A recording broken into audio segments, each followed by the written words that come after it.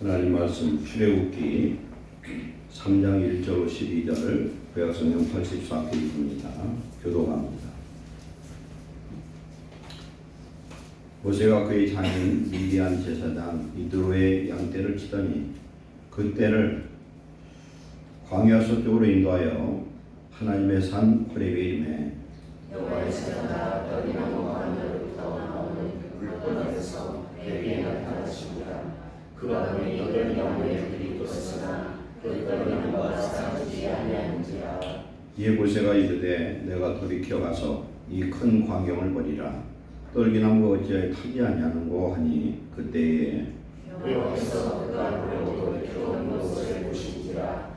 하나님이 떨기나무 가운데서 그를 불러 이르시되 모세야 모세야 하시매 그가 이르시되 내가 여기 있나이다. 하나님이 이르시되 가까이 이리로 가까이 오지 말라. 네가 선 곳은 거룩한 땅이니 네 발에서 신을 벗어라.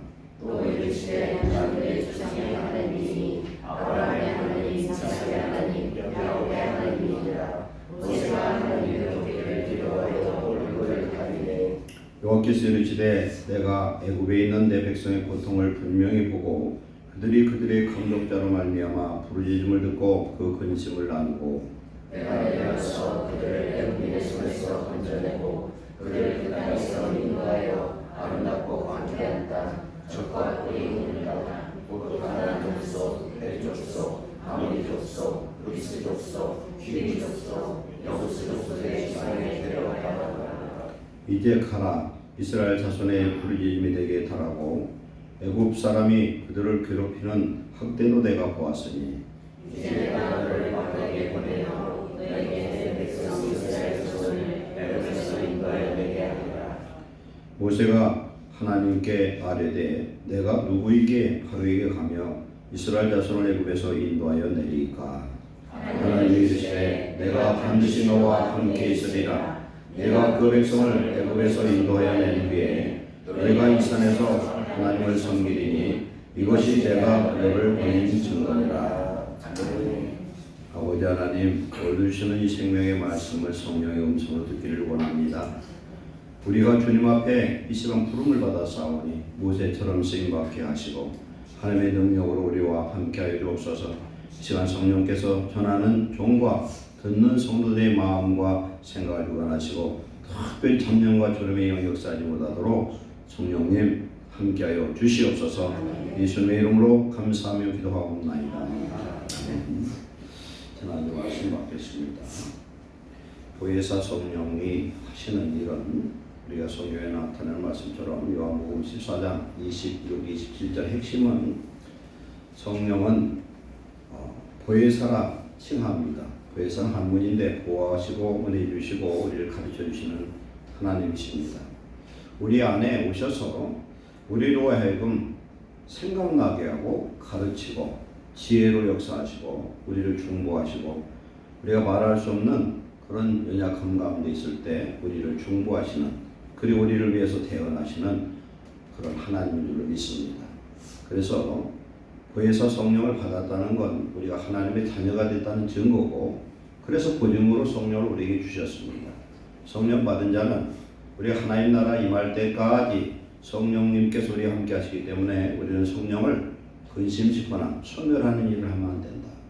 그래 우리가 성령의 음성을 듣고 믿음으로 승리하고 구원의 날 주님을 만나게 되는 축복을 누리게 될 줄 믿습니다. 오늘 말씀으로 들어갑니다.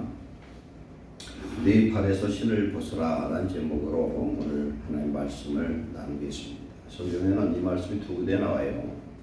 오늘 여기서 나오고 모세가 죽은 다음에 여호수아가 이스라엘을 지도하는 지도자로 바뀐 상태에서 여호수아서 5장에 보면은 여호수아가 이제 가나안 전쟁을 시작하려 할 때에 군대 대장으로 온 여호와의 사자 곧 예수님께서 임합니다. 그래서 네 발에서 신을 벗으라 그렇게 말씀합니다. 오늘 말씀의 핵심은 세 가지입니다. 신을 벗으라는 의미가 무엇이냐? 첫 번째는 이제 손색이 나누겠지만은 신은 더러운 것이에요. 우리의 더러운 죄악을 벗어버려라. 두 번째는 내 자아를 버려야 된다. 세 번째는 우리는 주의 철저한 종이 되어서 하나님의 말씀과 성령을 따라 살아갈 때 놀라운 구원의 역사를 이루게 될 줄로 믿습니다. 오늘 나오는 말씀 속에서 모세에 대해서 우리가 알고 있지만 한 번 더 생각해 보려고 합니다. 모세는 누구냐? 모세는 레위 지파 사람입니다. 모세는 태어날 때에 애굽의 왕이 이스라엘 유대 민족들에게서 태어나는 남자 아이들은 전부 다 나일강에다 집어 던져버렸어요. 나일강은 당시 애굽에서 신입니다. 그래서 신에게 제물로 유아 어린 남자아이들을 버렸습니다. 그런 걸로 인해서 이스라엘 백성들은 말로 할 수 없는 고통 속에 있었어요. 그러면은 제가 성경을 볼 때에 계속 모세 때부터 남자아이들은 전부 나일강에다 버렸느냐? 그건 아니에요. 뭘로 할 수 있느냐? 출애굽할 때에 이스라엘 백성들의 민수기 1장에서 남자 숫자를 셌는데 장정 20세 이상의 장정들의 숫자가 몇 명이냐면 60만 3,550명이었어요. 이것은 일시적으로 하나님의 종 모세를 이 세상에서 없애버리려는 사단의 그런 핍박이었던 걸 알 수가 있어요. 예수님 오셨을 때에 동방박사 3명이 왔는데 그가 헤롯 왕을 만났더니 헤롯 왕이 가서 경배하고 나도 경배하도록 하자 그렇게 얘기를 했죠. 그런데 하나님의 천사가 나타나서 너는 헤롯 왕 보지 말고 빨리 각자 자기 길로 돌아가라 그렇게 명령을 받습니다. 그래서 돌아갔는데 그 일 있고서 2살 전후로 되는 아이들이 베들레헴에 있는 아이들이 전부 다 죽임을 당하는 일이 생깁니다. 모세를 죽이려고 그랬죠. 근데 하나님의 뜻을 마귀가 아무리 방해해도 하나님은 당신의 일을 이루시는 줄 믿습니다. 하나님은 당신의 뜻을 이루셔요. 모세는 죄악의 땅에 갇혀있는 이스라엘 백성을 구원하는 예수 그리스도를 예표하는 그런 선지자의 지도자, 즉 그리스도 같은 사람이었어요. 왜 그러냐? 모세는 왕권을 갖고 있었어요. 제사장이었어요. 선지자였어요. 그리고 하나님과 직접 대화하면서 이스라엘 백성들을 이끌어냅니다. 그가 태어났을 때 그의 목소리나 그 얼굴이나 모든 것이 기품이 있었던 것 같아요. 분명히 모세가 태어나기 전부터 잉태하기 전부터 하나님은 모세의 어머니 아버지에게 이야기했을 것 같아요. 내게서 태어난 아들이 이스라엘 민족을 구원할 것이다. 이런 말씀을 들었는데 그 일이 있고 나서 이스라엘 백성들이 이제 큰 곤욕을 당하죠. 누구 때문에? 모세 때문에 그런 거예요. 결론은. 그래서 모세가 태어난 지 3개월 만에 그를 어떻게 합니까? 역청으로 갈 상자를 만들어서 바다 물이 들어오지 않도록 이렇게 방수 처리를 한 다음에 그 아이를 태워서 나일강가에다 띄우지 않습니까? 띄우고서 누가 쫓아가요? 그의 누이 미리암이 쫓아가잖아요. 미리는 그 모세 누이는 미리 알았던 것 같아. 그래 쫓아가죠. 쫓아갔는데 이 아이가 어디에 도착합니까? 애굽 왕의 공주 하셉투스가 나일강에서 목욕을 하고 있는데 거기에 딱 도달해요. 하나님의 섭리인 줄 믿습니다. 딱 아까 무슨 소설처럼 그렇게 됐어요. 그래서 그 아이를 했는데 이 하셉투스는 당시에 남편이 있는데 아이가 없었다고 그래요. 그래서 아이가 없다 보니까 이 남편이 다른 여자를 다시 후궁으로 들여서 거기에서는 아이를 낳는데 자기는 아들이 없어요. 하나님이 그것도 이미 계획하신 줄로 믿습니다. 그렇게 해서 이 아이를 자기의 양자로 입적을 합니다. 분명히 이 아이가 히브리인이라는 건 알죠. 그래서 이 아이를 하셉투스 공주가 딱 보고 즐거워하고 기뻐하고 야 하늘이 주셨구나, 나일강이 주셨구나, 나에게 선물로 주셨구나 생각해서 그 아들 이름을 뭐라고 그래요? 모세라 하는 거예요. 모세는 물 위에서 건진 자 이런 뜻이에요. 나일강의 선물이에요. 그래서 미리암이 쫓아가서 그 아이의 유모를 구해드릴까 했더니 그래라 해서 구해온 것이 누구예요? 모세의 친어머니예요. 모세의 친어머니가 요게벳이 유모가 돼가지고 이 아이가 어느 정도 성장할 때까지 아이를 집에다가 데려서 키우는데 그때는 어떻게 키웁니까? 안전하게 키우잖아요. 하나님께서 환난 속에 우리를 건져서 믿음으로 사는 자를 반드시 지켜보호하신 줄 믿습니다. 주님에도 고난을 당한 자도 있지만 하나님 보호하실 때는 머리털 하나도 상치 않는 구원의 보호하심의 역사가 임하는 줄 믿습니다. 그러면 젖을 먹이면서 모세에게 뭐라고 얘기했겠어요? 기도하고 애가 이제 어느 정도 소리 들면서 너는 하나님의 자녀다. 하나님의 백성이다. 하나님 분명히 너를 통해서 이스라엘 백성을 구원하라는 하나님의 사명을 너에게 줬다. 그것을 아마 기도하며 말하고 주입했을 것 같아요. 왜 그럴 수 있냐면 나중에 보면 알아요. 그래서 이제 모세는 이스라엘 사람인데도 불구하고 애굽 나라에 아주 강한 왕자의 자리로 앉게 됩니다. 그 기간이 40년이에요. 근데 40년이 찼을 때 그 다른 역사서를 보면요, 애굽의 역사를 보면은 이 모세가 당시에 군대 대장이었다고 그래요. 상당한 힘과 능력과 그런 체력도 좋고 지혜도 출중한 그런 장군감이었던 것 같아요. 그런데 어느 날 자기 백성들이 일하는 람셋에 갔더니 애굽 관원이 이스라엘 백성들을 힘들게 하고 괴롭히니까 그걸 때려 죽여버렸어요. 때려 죽여서 흙속에다 묻어놨는데 그 다음날 갔더니 이스라엘 백성들이 자기를 막 떠받들고 잘할 줄 알았다서 뭘 참견을 했더니 어제 죽이더니 오늘 나 죽일 거냐고 오히려 이렇게 감사하지 못하고 대적을 하잖아요. 그 일로 인해서 자기가 살인하는 것이 탈로 나가지고 도망자가 됩니다. 그럼 40년 동안 어떻게 살았어요? 애굽의 최고의 권세와 그런 부귀영화를 누리면서 학문과 이런 모든 걸 배우고 익혔습니다. 근데 모세 생각할 때는 자기의 힘으로 무엇이 될 줄 알았겠죠. 자기 힘으로. 그런데 미디안 이제 도망자가 되어서 미디안 광야로 도망갑니다. 거기가 어디냐면 지금 사우디아라비아예요. 사우디아라비아 보면은 모세 장인 이드로의 집터도 있고요. 거기 모세 성도 있고 거기에 그 유적이 성경에 나오는 그대로 지금 보존되어 있는 것을 알 수가 있어요. 거기서 40년을 살았습니다. 40년을 살면서 오늘 말씀을 보면은 1절에 모세가 그의 장인 미디안 제사장 이드로의 양떼를 치더니 그랬어요.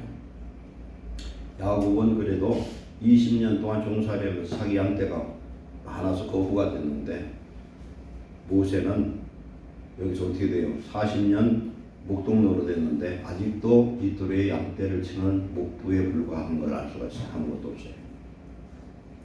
40년의 영화, 그 다음에 40년 목동으로서 일을 하면서 그는 무슨 생각을 했을까 한번 생각해 보세요. 아마 자기 자아는 다 무너졌을 것 같아요.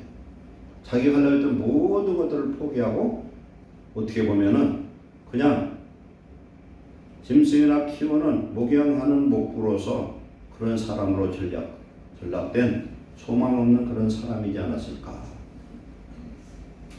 그걸 보면은 하나님께서 오늘 모세를 부를 때가 몇 살이에요? 80세, 80세.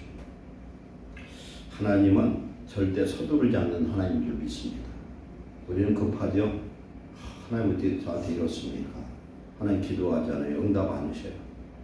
어떤 때는 다급하고 조급하고 서운하고 원망할 수도 있고 이사에서 보면은 어찌하여 내 영혼이 낭망하며 낙심하는고 그러죠.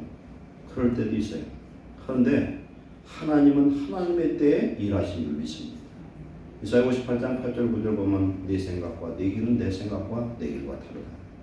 내 길은 하늘이 땅보다 높음처럼 높다는 거예요.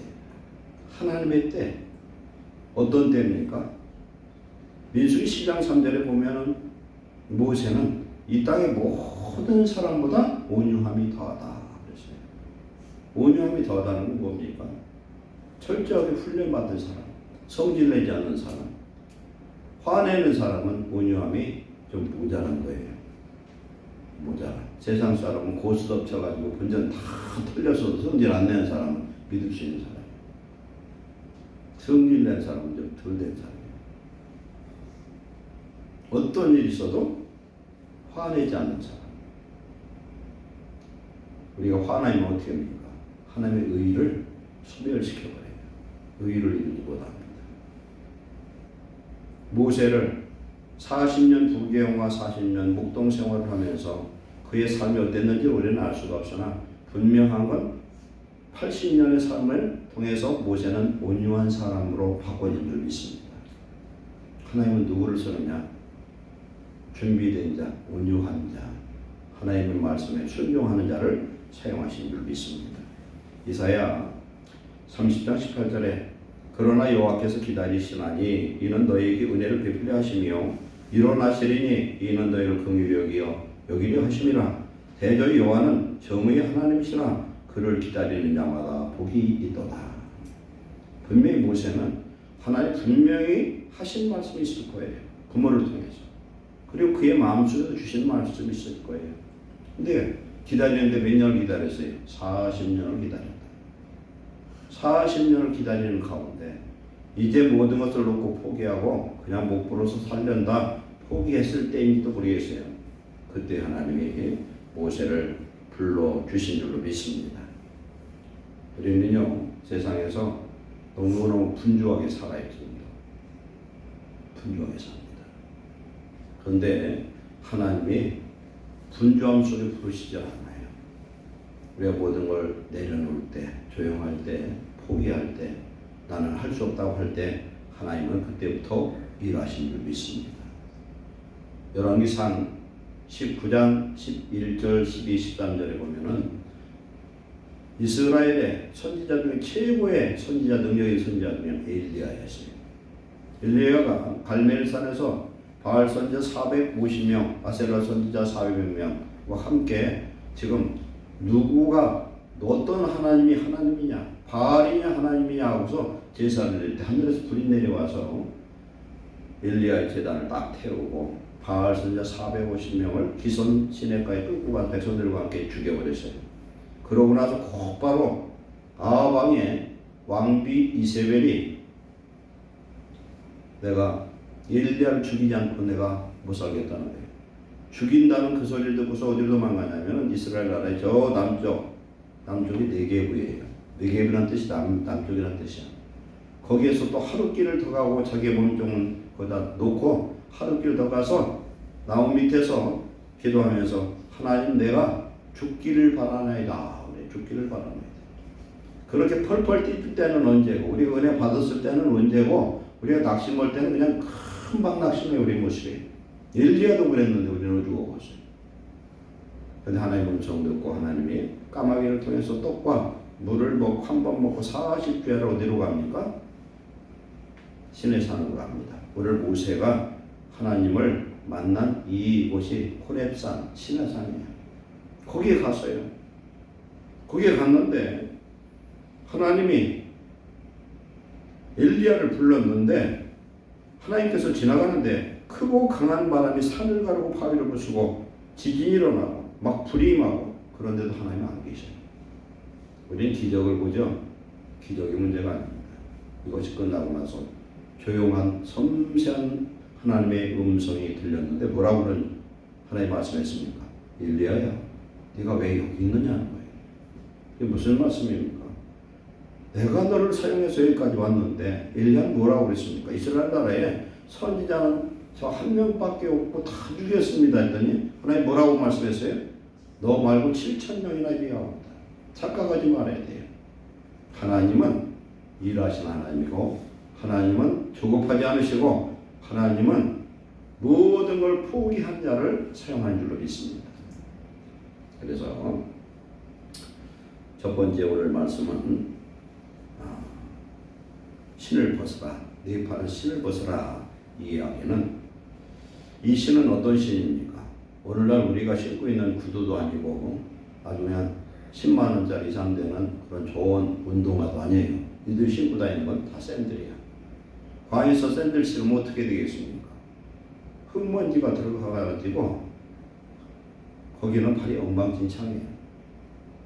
그런데 여기에서 보면은 여호와의 사자, 그리고 4절에는 여호와께서, 이건 뭐냐면 구약에 그런 말씀이 많이 나와요. 사람의 모습으로 나타나는 여호와의 사자, 그분이 누구냐? 여호와요, 하나님 형상으로 나타나는 분이 곧 예수 그리스도인 줄 믿습니다. 창세기 14장에 나타났던 멜기세덱, 하나님이 사람의 형상으로 나타났어요. 기도원의 아버지에게도 나타났어요. 많은 성들이 나타났어요. 그 여호와의 사자가, 이곳 내가 서 있는 이곳은 거룩한 땅이니 내 가까워 오지 말아라. 그리고 내 발에서 신을 벗어라. 신을 벗어라는 게 뭐겠어요? 신은 더럽습니다. 더러워요. 아무리 발이 이쁘고 그렇게 잘생겼어도 오늘날 우리가 신는 신발도 코를 들이대는 냄새 풍풍 나요. 그죠? 신발은 더러워요. 우리들이 하나님 앞에 섰을 때 첫째 뭘 버려야 돼요? 신을 벗어야 된다. 우리는 회개해야 될 줄 믿습니다. 회개하지 않은 영혼은 하나님과 만나고 대화할 수가 없어요. 율법에 보면은 정결법이 있습니다. 성막을 만들었는데 성막의 문이 동쪽으로 만들어졌는데 성막의 문이 근 10m 정도 넓어요. 넓은 성막문이 있습니다. 그런데 들어가고 나면은 그 안에 뭐가 있냐면 첫 번째 번제단이 있어요. 그 다음에 물두멍이 있고, 그 다음에 이제 성막, 즉 성소와 지성소에 그 성막이 있어요. 이제 본건물 있죠. 번제단은 속죄 제물을 거기에 불로 태워서 하나님께 드리고 내 죄를 사함 받은 자가, 그 다음에 물두멍은 우리나라 보면 큰 대야에 물을 받아놨어요. 롯데야죠. 거기에 가서 손과 발을 씻어야만 하나님 앞에 제사를 드리는 제사일을 할 수도 있고 성막에 들어가서 제사장으로서 사명을 감당할 수 있어요. 이건 뭘 의미하느냐? 우리가 아무리 구원받고 예수님의 이름으로 구원받아서 매일매일 회개에 찾는 자는 하나님의 일을 할 수 없고 하나님을 만날 수 없고 하나님께 제사할 수 없음을 말씀한 줄 믿습니다. 우리 교회 와서 주일날 교회 오면 맨 먼저 뭐예요? 나서 회개하셔야 되는 거예요. 한 주간 감사합니다. 감사하고 제사하고 회개하고 오늘 예배에 온전한 예배로 영과 진리로 예배할 수 있는 은혜를 주시라고 먼저 준비기도 해야 되는 거예요. 그런데 만약에 거기서 손과 발을 씻지 않은 사람이 제물을 만지면서 혹은 제사장이니까 성소에 들어가면은 즉사합니다. 즉사해요.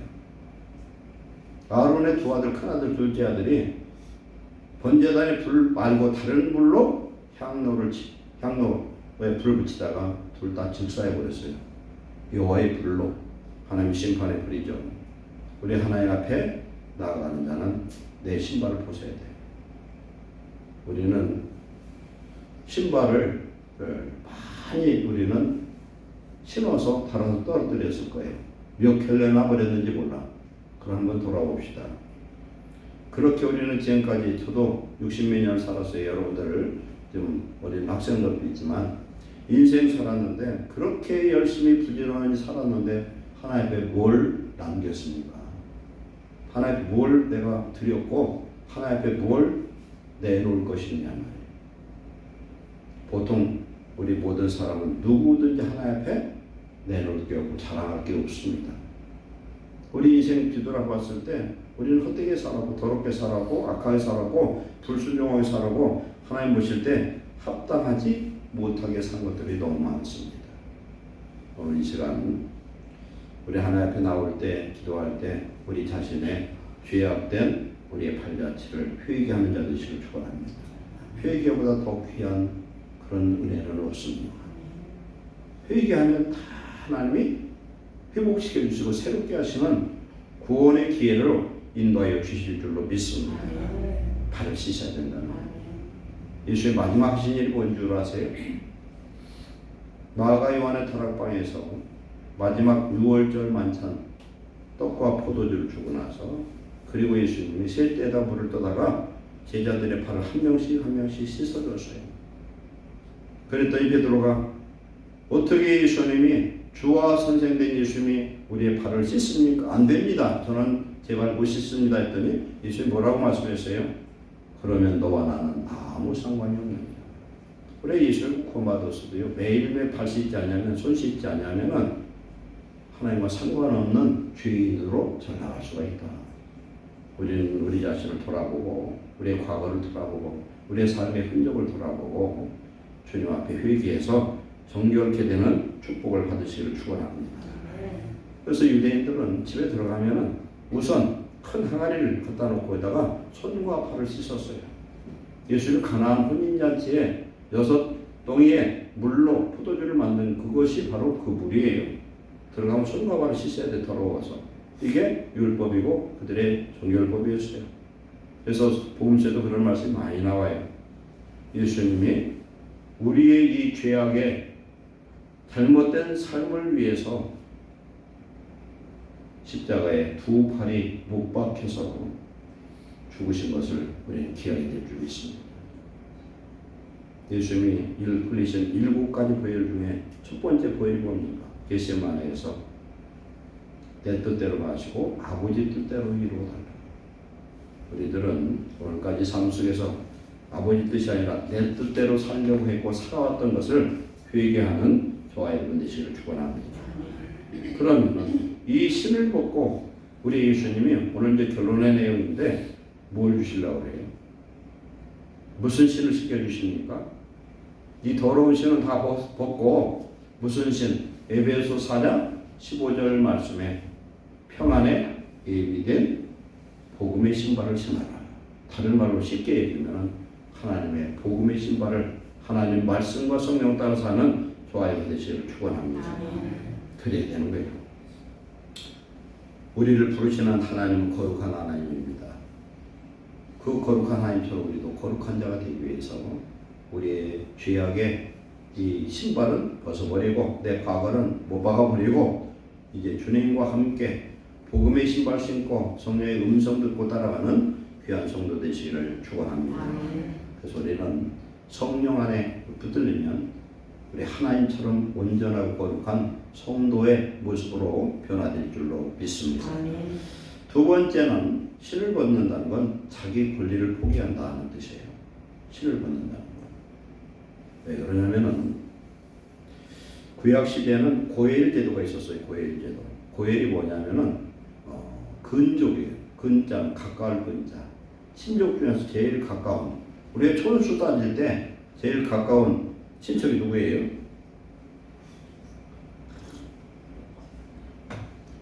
부모 자식 간의 일촌이잖아요. 그렇죠? 그래서 가장 가까운 친척. 그러니까 부모의 형제들이 있잖아요. 형제들이 이촌이고, 그 다음에 형제의 자녀가 삼촌이고, 그 다음에 그 형제의 자녀들끼리가 사촌이고, 이렇게 족벌성으로 쭉쭉쭉 보면 그게 촌수가 그래서 나눠지잖아요. 가까운 친척이 뭘 해야 돼요? 고엘이 4가지를 해야 되는 거예요. 뭘 해야 되냐? 이 고엘의 뜻은 뭐냐면 되사는 자, 친족, 근족, 회복시켜주는 자 이런 뜻이에요. 그래서 가장 가까운 친족으로서 어려움에 처한 가족을 구해줄 그런 의무와 권리를 가지고 있어요. 우리가 꼭 알아야 되는 하나님 안에서는요. 내가 선을 행하고 내가 손해를 보고 누구를 도와주잖아요. 그럼 손해보는 것 같은데 그게 큰 축복이 있는 줄 믿습니다. 축복이 있어요. 시편 41편 1절로 3절 보면은 가난한 자를 구제하는 자는요. 하나님이 재앙에 빠졌을 때마다 건져주신대요. 병상에 누워있을 때마다 일으켜주신대요. 그리고 하나님이 복을 주시겠다. 3가지 약속을 합니다. 우리는 심어야 돼. 끊임없이. 뭘 심어야 됩니까? 주님의 이름으로 기도도 심고 우리가 내 몸으로도 심고 물질도 심고 심는 것이 축복이에요. 고린도서 9장 10절에 보면은 하나님께서 심는 자에게 씨와 먹을 것을 주신다고 했어요. 우리는 몸뚱이도 심어야 돼. 열심히 이럴 일 있으면 주의해야 돼요. 하나님 앞에 11조와 감사도 마찬가지예요. 심는 것에 하나님은 30배, 60배, 100배 결실을 얻도록 심으라고 그러는 거예요. 하나님 우리 걸 뺏질 않아요. 하나님 내 시간을 심고 시간을 심을 때 뭘 줍니까? 하늘 천국의 영생을 주신 줄 믿습니다. 우리는 지금 땅에서 가지고 있는 거 가지고 주의 일을 할 때, 헌신할 때, 가난하고 어려운 자를 만났을 때 도와주는 것이 얼마나 축복인지를 말할 수 없어요. 그럴 때 하나님이 누가복음 6장 38절에 옛날 말이 있거든요. 말에 쌀을 대는데 쌀 장사들이 그냥 그저 막대기 갖다 싹 그렇게 해버려. 그게 한 말이에요. 그런데 그놈을 갖다가 위에까지 다 살처럼 쌓고 흔들어서 쌓으면요 한 배 이상 더 들어가. 후이되어 흔들어 넘치도록 안겨주리라. 아멘. 심어야 되는 거예요. 그래서 형제가 네 가지 위험 당했을 때 그것을 보고만 있지 말고 도와주라는 게 바로 고엘의 제도예요. 고엘이 누굽니까? 우리의 영원한 구주 예수님이신 줄 믿습니다. 아멘. 우리 예수님의 보혜사 되신 예수님이셔요. 고엘이 첫 번째, 이스라엘 백성들은 땅을 팔아먹지 못하게 만들었어요. 땅을. 그래서 땅을 팔지 못하도록 했는데, 그래서 경계표를 딱 만들어 놓고 지파별로 가족별로 다 나는 게 상속되거든요. 못 팔아먹게 됐는데, 그래도 어쩔 수 없이 팔아먹게 되면은 어떤 일이 되냐면은 토지의 소유권이 아니에요. 경작권이야. 50년. 그래서 50년마다 돌아오는 게 뭐냐면 회년이에요. 회자는 기쁠 회자예요. 땅을 팔아먹어도 50년 후에는 다시 그 집으로 돌아가. 그런데 그 회년이 10년 남았으면 10년치를 땅값을 계산해요. 30년 남으면 30년. 지금 작년에 회년이었으면 50년치 계산하는 거예요.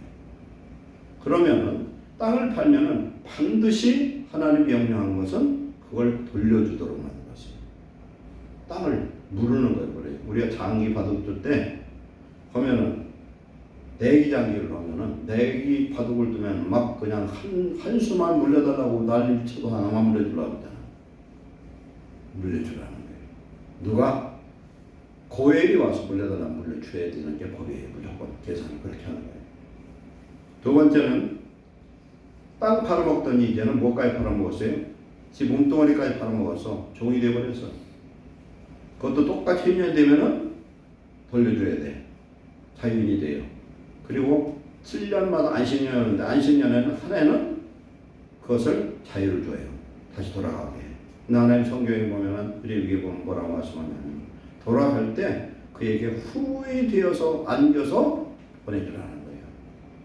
우리는 많이 하나의 배도들이지만은 어려운 사람, 형제를 위해서 돕는 것이 축복인 줄 믿습니다.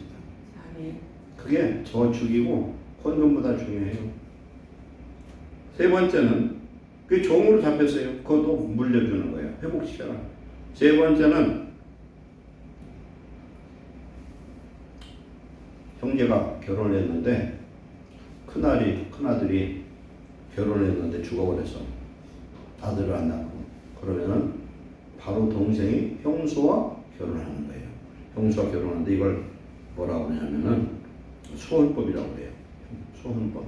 형이 죽으면 동생이 결혼해서 그 후사 첫아들을 누가 아들로 삼으라? 형님의 아들 삼으라는 거예요. 혈족을 유지시키라는 거예요. 그 다음에 형제가 어려운 억울한 일을 당해서 죽어버렸어요.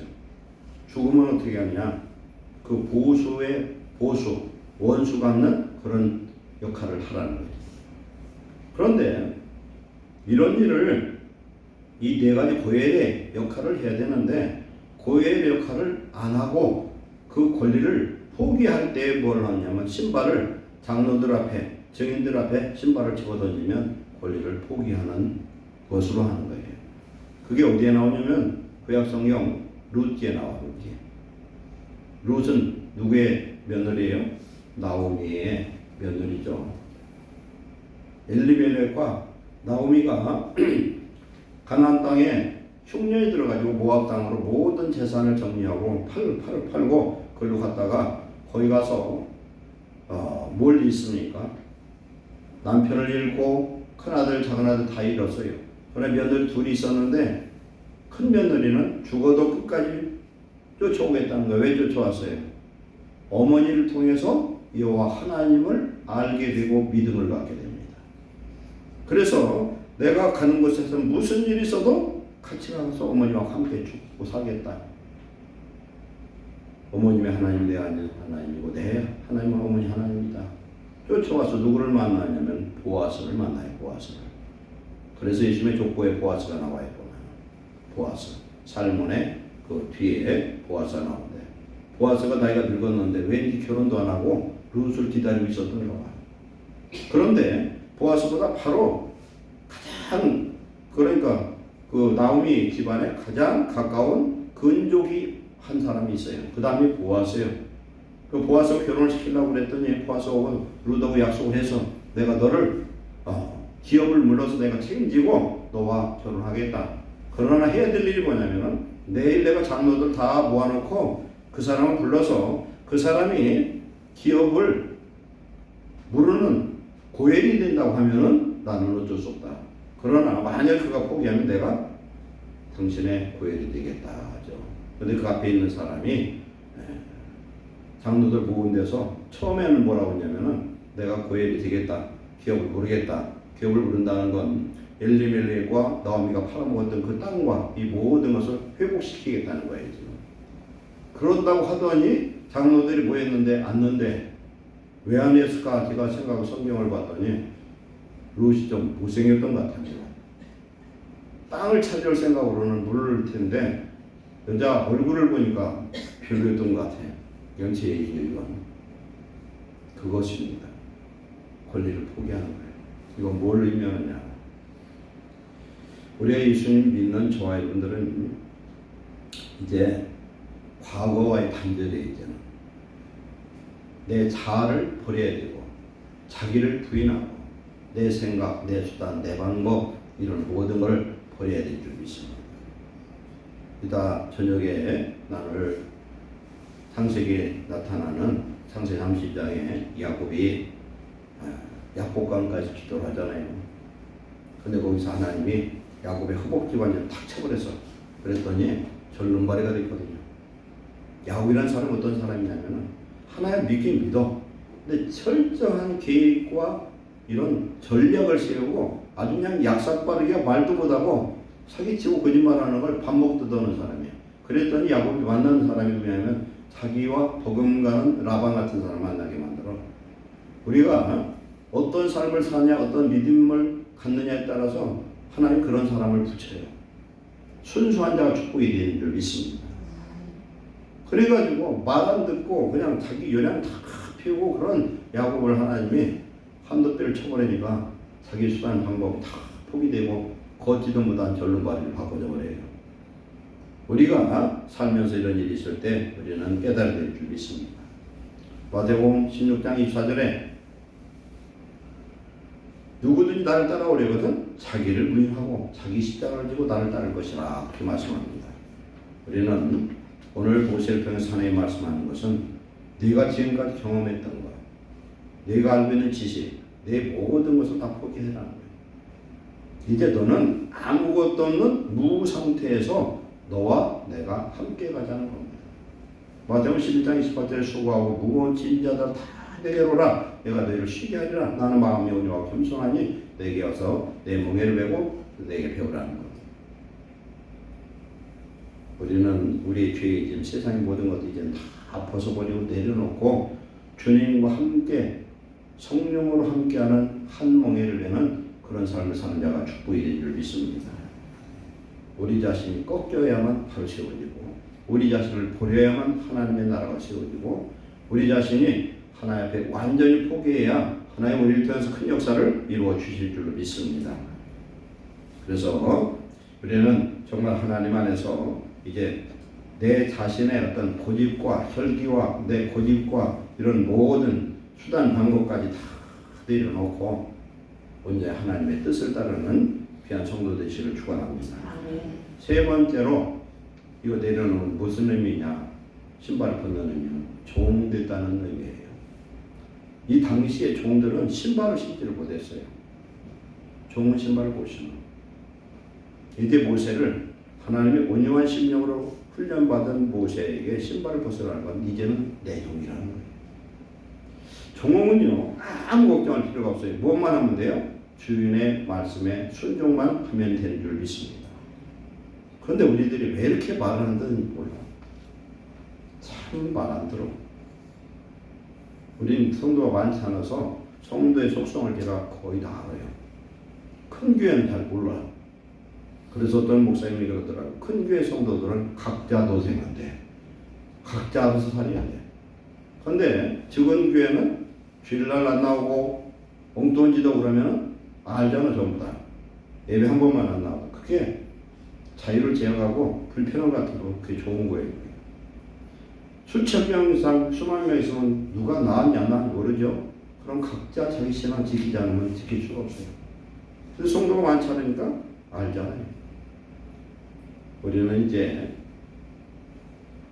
하나님의 은혜로 말미암아 예수 그리스도를 나의 구주로 고백하고 성령을 선물로 받아서 우리는 하나님의 자녀가 된 하나님의 일꾼들인 줄 믿습니다. 그래서 우리가 주님의 나라에 누구처럼 써야 되느냐면 내 모든 죄를 벗어버리고 내 신발을 벗는 것은 내 자아와 모든 내 지식과 수단과 이런 걸 벗어버리고 오직 이제 주님이 말씀하시옵소서 내가 따르겠나이다. 그런 종이 될 때 하나님이 마음껏 사용하시는 줄로 믿습니다. 하나님이 우리를 쓰고 싶은 대로 해야 돼요. 우리가 온유해야만 하나님이 마음껏 쓸 수가 있어요. 뭘 시키면은 말이 많아. 하나님 왜 그러냐고 그냥 꼭 반발을 하고 동으로 가라면 서로 가고 우리가 예수님 잘 믿는 것 같아도 오늘 서영이가 안전해. 감사합니다. 그런데 다른 사람이 졸아. 아이고 이 졸음에 여기 딴 데로 이사 가서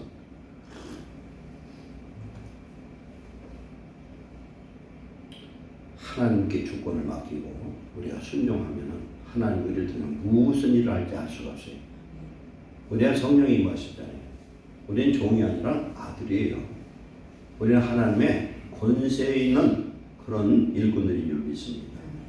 얼마나 내가 죽느냐에 따라서 얼마나 내가 순종하느냐에 따라서 얼마나 하나님의 종이 되냐에 따라서 하나님 우리를 마음껏 사용하실 줄 믿습니다. 고린도 후서 12장 9절에 보면은 바울이 하나님 옆에 어떤 질병인데 그 가시가 뭔지는 성경에 말씀을 안 하고 있어요. 그런데 그 가시 때문에 얼마나 괴로우며 하나님 앞에 3번을 기도했을까. 하나님 이 가시 좀 제거해달라. 이 병 좀 치료해 주세요. 예를 들어 제가 여러분들 안수를 가끔 하잖아요. 근데 제가 안수는 제가 여러분이 알다시피 왔다도 그냥 난치병에 걸렸어 제가. 그러면은 기도받는 사람도 찝찝할 거야. 자기 병도 못 고치는데 뭘 너무 안수느냐 이렇게 볼 것 같아. 사도 바울은 설교를 별로 잘 못했어요. 사람. 글 쓰는 건 힘이 있는데 설교를 하면 버벅거리던 것 같아. 고린도전서 그 내용이 나와. 그래서 사도 바울은 무시하고 그랬던 것 같아. 은사는 있지만 말씀의 능력은 별로 없었던 것 같아. 그런데 이런 사람이 가시가 있어가지고 말도 못하는 고통을 당하는 거예요. 그래서 하나님 앞에 기도를 했어요. 하나님 이 가시를 빨리 벗겨달라고 했더니 3번 기도했는데 하나님 응답이 뭐라고 그랬어요? 내 은혜가 내게 족하니라. 내가 약할 때 내가 네 안에 강할 수가 있다. 이건 뭘 말씀합니까? 갈라디아서 2장 19절에 내가 예수 그리스도와 함께 십자가에 못 박혀 죽었나니 이제는 내 안에 누가 살아요? 나는 없고 예수만 산다. 내가 육체 가운데 사는 것은 나를 사랑하사 자기 자신을 버리신 하나님의 아들을 믿는 믿음 안에서 사는 것이라. 아멘. 내가 죽어야 된다. 내 권리를 포기하고 내 자아를 포기하고 하나님 철저한 종 될 때 어떤 종? 온유하고 겸손한 종 될 때 그 종은 어떤 종입니까? 말씀만 하시옵소서. 무조건 말씀을 순종하는 자에게 야고보서 4장 7절에 하나님께 복종할지어다. 복종이란 뭡니까? 하나님의 말씀에 철저히 순종을 지키라는 거예요. 그리고 마귀를 대적하라. 그러면 마귀가 너희를 피하리라. 우리 하나님의 말씀을 철저히 지켜 행하는 자, 말씀의 핵심이 뭡니까? 사랑하는 자는 요한서 4장 18절에 보면은 온전한 사랑이 두려움을 내쫓나니 그랬어요. 우리 하나님 말씀을 지켜 행하는 자는 두려움이라고는 없어요. 어떤 상황도 하나님 함께 하시면 믿음으로 승리하는 백성이 된 줄로 믿습니다. 우리를 하나님의 종으로 우리의 자녀로 예수의 제자로 부르시는 하나님께 감사하시고 나는 무슨 말씀이든지 순종하겠나이다. 아멘. 아멘. 이걸 우리는 고백할 줄 알아야 돼. 하나님 말씀에 무조건 순종하시고 설교 중에 혹시라도 무슨 말씀하는데 말씀 갖고 서운한 건 마귀 역사입니다. 잘못한 걸 가지고 지적을 하더라도 아멘이에요. 나는 말씀한테 순종하겠나이다. 그러면 시험하는 마귀가 들어갈 수가 없어요. 그러니까 시험하는 원수 마귀가 안 들어가려면 무조건 순종하면 돼요. 무조건 아멘 하시기를 축원합니다. 하나님 우리에게 신을 신겨주셨어요. 무슨 신? 평안의 복음으로 예비된 신. 하나님의 말씀을 쫓아가면 평안하고 능력 있고 하나님의 사랑과 평강 속에서 승리할 줄로 믿습니다. 그래서 우리는 성령을 따라 살면 돼요. 그러면 모든 원수 마귀의 괴계와 시험과 육체의 욕심까지 다 이기는 자가 될 줄로 믿습니다. 에스겔서 36장 26, 27절에 보면은 하나님의 성령을 주심으로 하나님의 계명을 지켜 행할 수 있다는 겁니다. 우리 성령을 따라 사는 귀한 하나님의 자녀 되시기를 축원합니다. 오늘 신을 벗으라는 건 첫째, 철저히 회개하자. 그리고 나의 자아를 완전히 포기해버리자. 하나님의 철저한 순종의 종이 되자. 네 번째는 말씀과 성령 따라 살아갈 때 모세처럼 우리도 능력 있는 하나님의 종으로 쓰임받을 줄 믿습니다. 기도하겠습니다. 사랑하는 하나님 감사합니다. 오늘도 주신 귀한 말씀, 우리는 자행자재하며 세상을 살아왔지만 하나님께 드린 것도 없고 이룬 것도 없습니다. 오늘 이 시간 우리가 은혜 받고 하나님 내가 신었던 모든 세상의 신을 벗어버리게 하시고 내 자아를 포기하게 하시고 온전히 예수 그리스도의 종이 되어서 부르신 대로 사는 하나님의 복음 따라 성령 따라 사는 주의 일꾼들 되게 하여 주옵소서. 예수님의 이름을 축복하고 기도하옵나이다.